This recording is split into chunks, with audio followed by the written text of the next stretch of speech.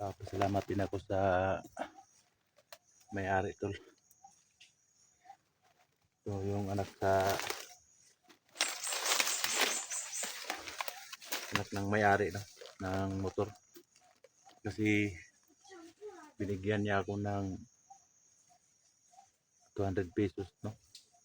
At saka yung may natira pa po akong pera na ano tol, 300 yung pamasahe tol, 150 yung pamasahe na pagpunta ko dito, at saka yung ano,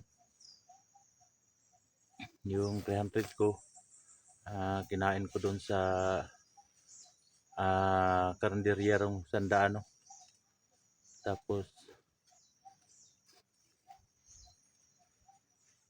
may 250 pa po akong ano tol, 250 na extra money. Binili ko na lang ng biscuit tol no.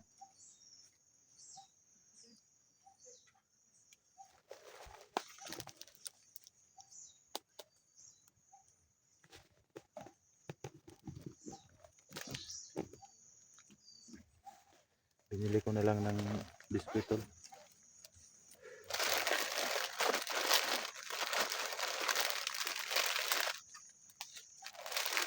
Ito yung baon ko tol. Biscuit na lang yung binili ko. Kasi pag madalian no, pag madalian tol, pwede ka na magkakain tol no, pag magugutom ka no. Kaya ito na lang pong binili ko.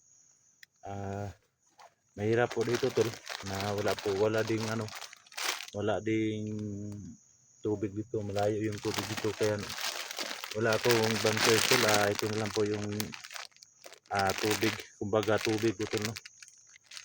At saka ito tol, mga kasya siguro to mga 3 araw tol no. 3 araw ko tong bago maubos to, mga 3 araw, kasi kailangan kong mag-budget kasi napakalayo yung ano dito no, la location dito. Walang bahay dito no. Mamaya tol no, mamayang gabi dyan lang po ako higa sa may ano, sa may damuhan. Alam nyo naman yung mga buhay hunters, pag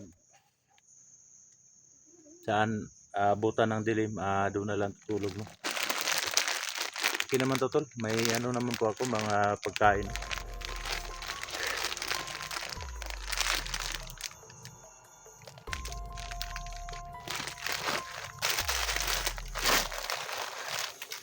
Tagamay to kay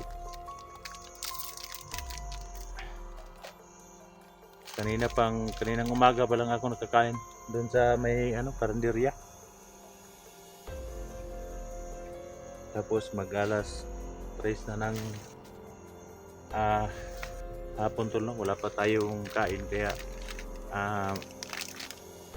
nagkain muna tayo para yung tiyan natin malagyan ng kunting pagkain. At saka yung ano, yung mahirap naman po mag-store ka na wala kang kain, masakit yung ano, katawan mo. Tapos manghina yung ano, katawan mo pag hindi ka kumakain. Kaya hinto muna tayo tol. Yung iba dyan na kalaban dyan no, may unahan, na ano ko na no, patay ko na silang lahat.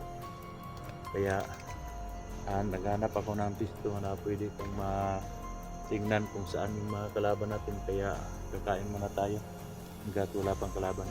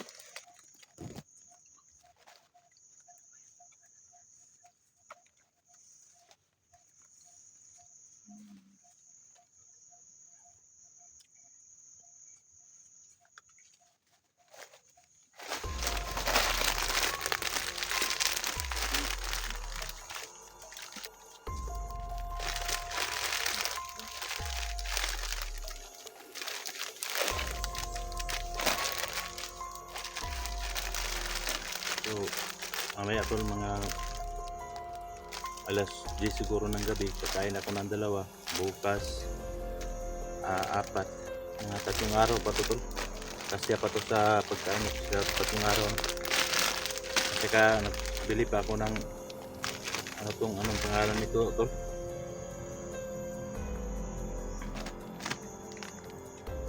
sweet joy.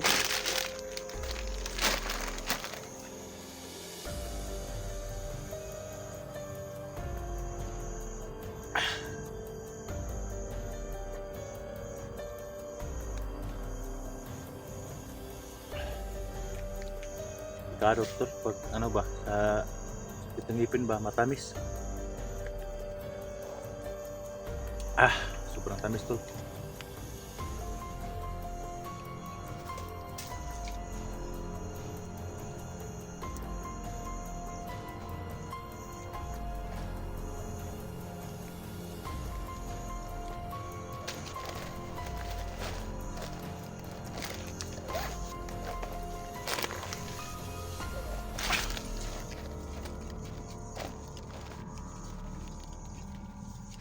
Saka umuulan pag gabi tol, may payong naman tayo tol, oh. Ito yung ginagamit ko pag umuulan pag gabi tol, no. Ito yung ginagamit ko na payong tol pag umuulan pag gabi. Pero hindi sa akin tol, sa sa cellphone. Ito yung ginagamit ko.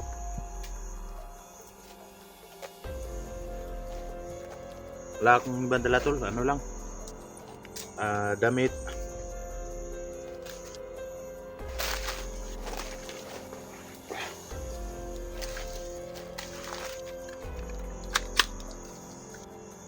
tol, patuloy tayo tol sa pag-explore, pagpunta doon sa area saan nandoon yung pamilya ko, yung asawa at saka yung mga anak ko, no. Ang problema dito tol, pag masagupa ko yung anak ko, no, si Commander Kukoy, hindi ako nagdalawang isip mga tol, siya talaga yung anak ko na matagal ko nang hinahanap, nung matagal nang nawala yung panganay ng anak ko tol.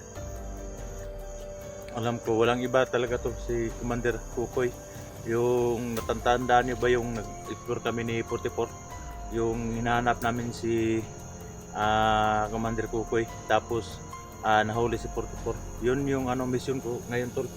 Sobrang dami talaga ng problema, no. Grabe, di ko na inaasahan to, no, na grabe yung problema dumating sa buhay natin. Dinukot pa yung pamilya ko, tapos muntik pa akong makulong tol sa yung sa may-ari ng motor. Tumawag sa akin yung may-ari ng motor, buti na lang tol, mabait yung anak tol, yung nakita nyo sa caption ko tol, nakita nyo sa thumbnail ko tol.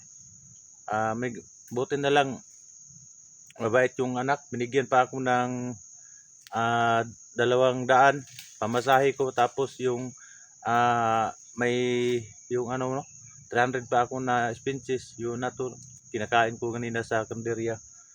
Yun yung natira, binili ko ng pagkain, no, yung kinakain ko dito, no.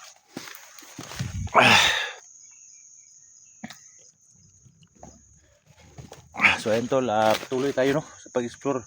Di tayo aksaya ng panahon, kailangan nating pumunta kaagad doon kung saan nandun yung pamilya ko.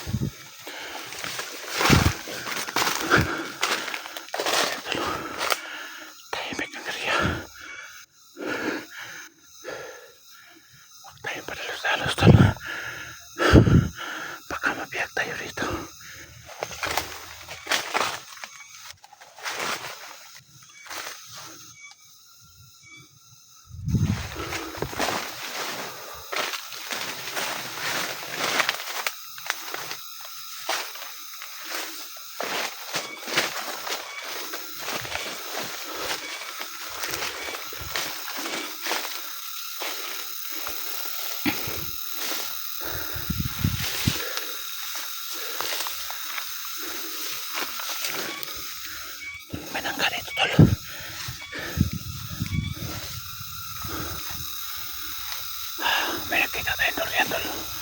Durian. Ah! Ah!